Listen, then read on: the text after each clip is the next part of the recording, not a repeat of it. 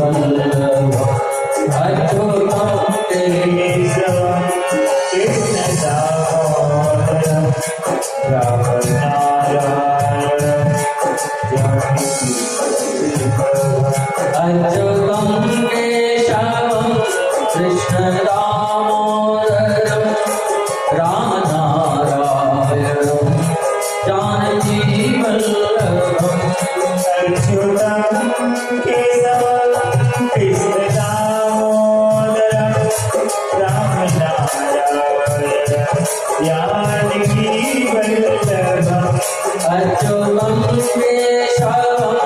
कृष्ण दामोदरम राम नारायण जानकी वल्लभम अच्युतम केशवम कृष्ण दामोदरम राम नारायण जानकी वल्लभम अच्युतम केशवम कृष्ण दामोदरम राम नारायण जानकी वल्लभम अच्युतम केशवम कृष्ण दामोदरम राम नारायण जानकी वल्लभम अच्युतम केशवम कृष्ण दामोदरम राम नारायण जानकी वल्लभम अच्युतम केशवम कृष्ण दामोदरम राम नारायण जानकी वल्लभम अच्युतम केशवम कृष्ण दामोदरम राम नारायण जानकी वल्लभम अच्युतम केशवम कृष्ण दामोदरम राम नारायण बोले जानकी वल्लभ भगवान की जय हो कृष्ण कन्हैया लाल की जय हो वृंदावन बिहारी लाल की जय हो श्री गंगा मैया की जय हो श्री यमुना मैया की जय हो जय जय श्री राधे जय जय श्री राधे जय जय श्री राधे श्याम प्रियव्रतोत्तान पालो सतरूपापते सुतो वासुदेवस्य कल्याण रक्षायां जगतस्थितो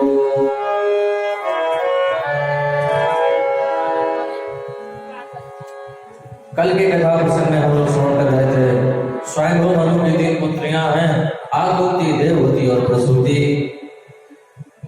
2 पुत्र भी हैं एक का नाम है प्रियव्रत और दूसरे का नाम है उत्तानपाद प्रियव्रतोत्तानपादो सतरूपापते सुतो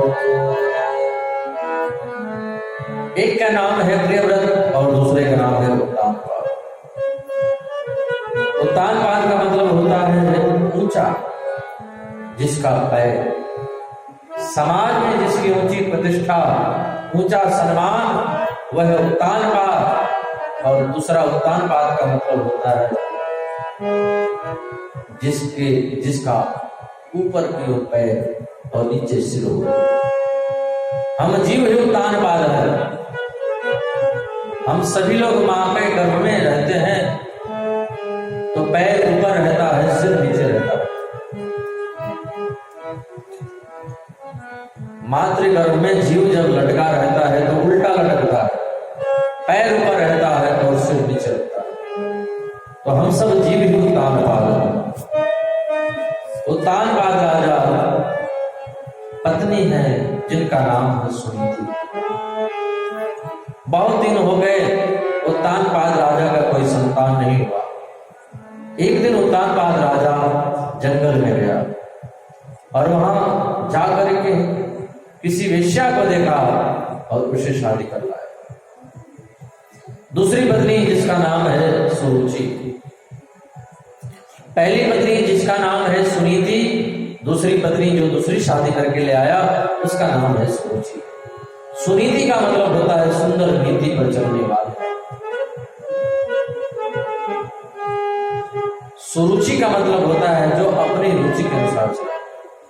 और हम लोग ज्यादातर यही करते हैं, हमको जो अच्छा लगता है वही करते हैं, शास्त्र की बात को नहीं मानते हैं। जो हमको अच्छा लगे उसी को सही मानते हैं, उसी को अच्छा मानते हैं। तो जो शास्त्र की नीति पर चले वो सुनीति है, और जो अपने रुचि के अनुसार चले वो सुरुचि है। ये जीव ही कभी सुरुचि हो जाता है और कभी सुनीति हो जाता है। ये जीव जब शास्त्र की नीति पर चलता है तो जीव सुनीति है, और जब अपने रुचि के अनुसार, अपने मन के अनुसार मनमानी करता है, जो मन में आए वही करता है, वही सुरुचि है। तो दूसरी शादी हो गई, दूसरी पत्नी है जिसका नाम है सुरुचि।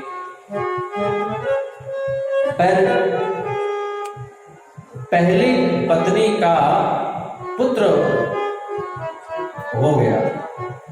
ये बात राजा को मालूम नहीं था कि हमारी पत्नी गर्भवती है। पहली पत्नी का पुत्र पैदा हुआ जिसका नाम संतों ने ध्रुव रखा। बोलिए ध्रुव महाराज की जय। वही ध्रुव जी महाराज। ध्रुव सगलानी जपयो हरि नाम, ध्रुव सगलानी जपयो हरि नाम, पावाय चल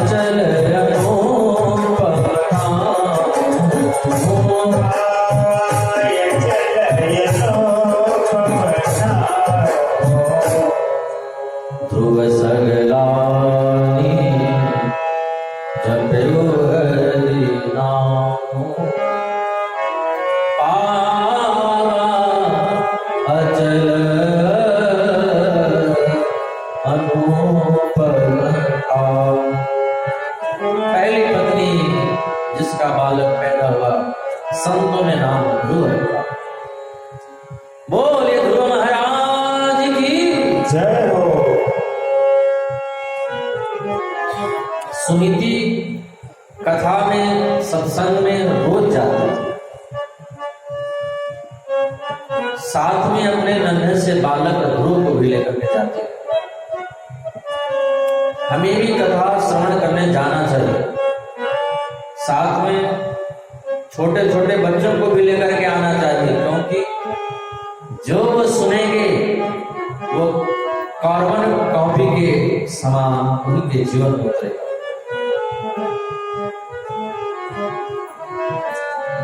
बच्चों से जो हम देखना चाहते हैं वो हम करना प्रारंभ कर देंगे, कार्बन कॉपी के समान उनके जीवन में उतरना शुरू हो जाएगा।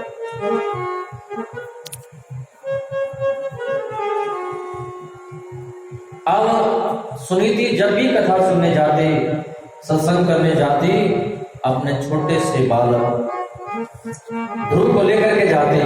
एक दिन संतों ने सुनीति से कहा, बेटी तू रोज कथा सुनने आती है, साथ में तेरा नन्हा सा बाल गोपाल भी आता है, मन होता है कि तुम्हें आज कुछ दे दे। सुनीति ने कहा, बाबा हमको अब कुछ नहीं चाहिए। सत्संगी व्यक्ति जो होता है ना,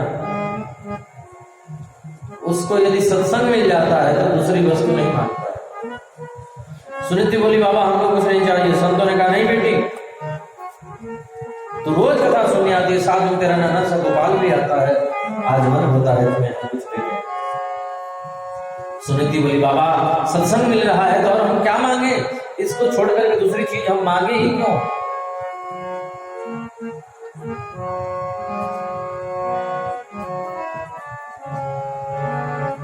गिरजा संत समागम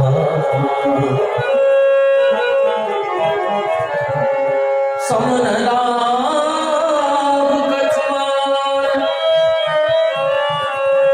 बिनु हरि कृपान बिनहि सो गावत वेद पुराण।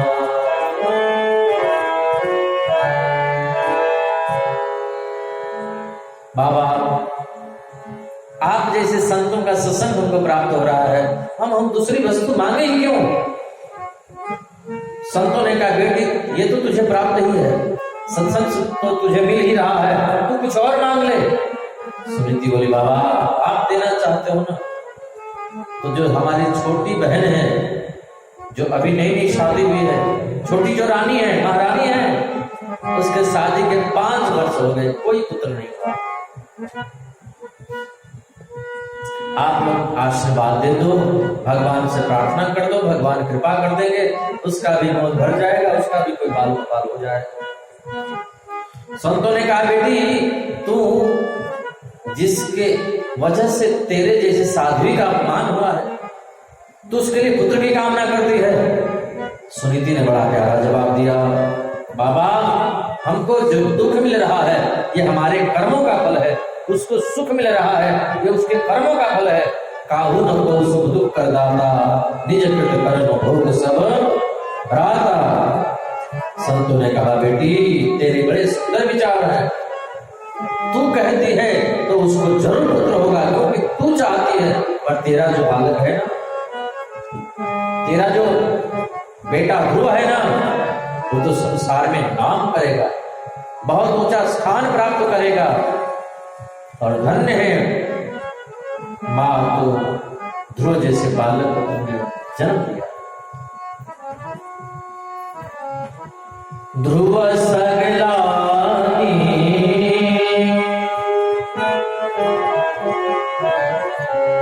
ध्रुव सगलानी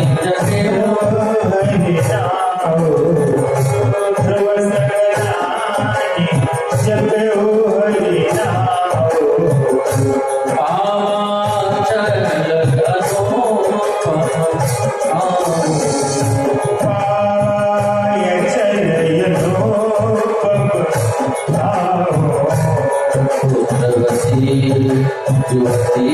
जब सोई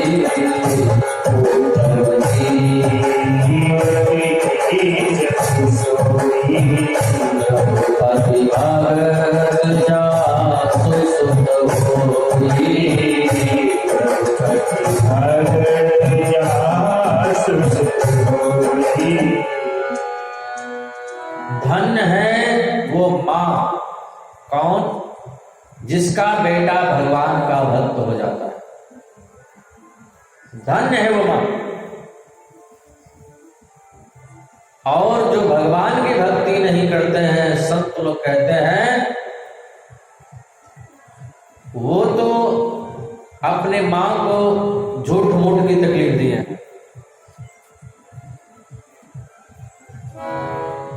व्यर्थ में पीड़ा दिए हैं मां को, वो व्यर्थ बालक है जो भगवान की भक्ति नहीं करता। और धन्य है वो मां जिसका बेटा भगवान का भक्त, जिसके घर में, जिसके कुल में, खानदान में एक बेटा संत हो जाता है, उसकी 21 पीढ़ियां तर जाती है। एक दिन की बात, ध्रुव अपने पिता की गोद में बैठने के लिए गए, वहीं पर छोटी रानी थी, उसने ध्रुव को डांट फटकार करके और गोद से खींच के उतार दिया, भगा दिया वहां से। ध्रुव ने कहा क्या ये मेरे पिता नहीं है? छोटी महारानी बोली तेरे पिता है, लेकिन मैं तेरी मां नहीं। क्या मुझे इस गद्दी पर बैठने का अधिकार नहीं है मां? बोली इस गद्दी पर वही बैठ सकता है जो मेरे उदर से जन्म ले। तुम्हें यदि इस गद्दी पर बैठना है तो मेरे गर्भ से जन्म लेना होगा। तुम्हें यदि बैठने की लालसा है तो जंगल में चला जा, भगवान की आराधना कर, भगवान प्रकट हो जाए तो उनसे वरदान मांग लेना, ऐसा वरदान दीजिए कि मैं मैया सूरज के गर्भ में चला जाऊं। जिस गर्भ को गर्भवासमं दुखम न भूतो न भविष्यति, उसको इतना उत्तम बता रही है सूरज। गुरु जी रोने लगे और रोते रोते माँ के पास में गए, माँ से सारी बातें बता दी। माँ ने कहा कोई बात नहीं बेटा, तू पिता की गोदी में बैठने के लिए जा रहा था तो छोटी महारानी ने डांट लगाई, तू तो पिता की गोदी में बैठने के लिए जा रहा था, तेरी छोटी मैया ने तो पिता की गोदी में बैठने का सुझाव दिया। तू कल जा रहा हो तो आज चला जा, आज जा रहा हो तो अभी चला जाए। मां, लेकिन भगवान मिलेंगे कहां, भगवान रहते कहां हैं? सुनीति बोली बेटा, हरि व्यापक सर्वर समान,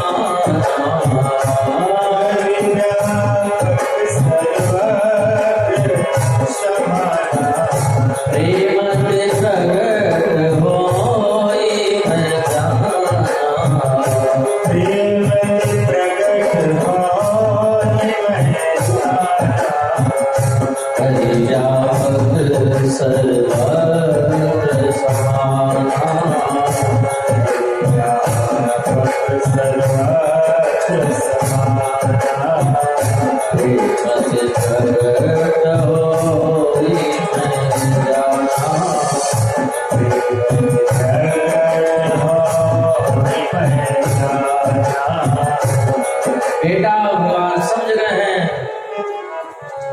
हाँ, ध्रुव कहते हैं मां कि मां मंगलम तात परेश नमस्कार, मुक्ते जनाय पर दुःखदस्त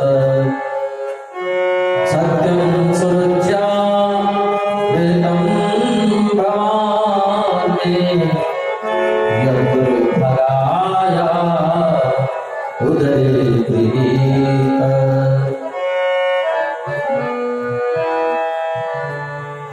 किसी भी प्राणी के अमंगल की भावना मन में आवेगी तो ये सत्संग प्रिया माता के वचन है। बेटा भगवान सब जगह है,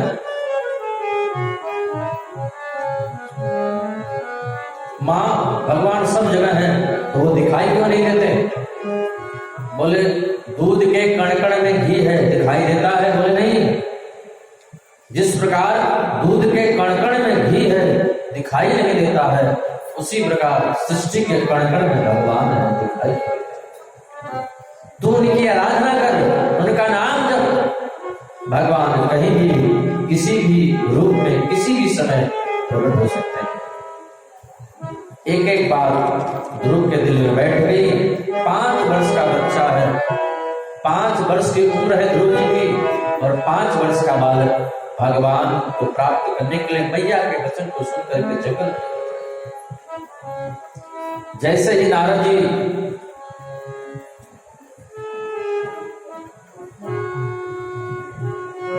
जी ने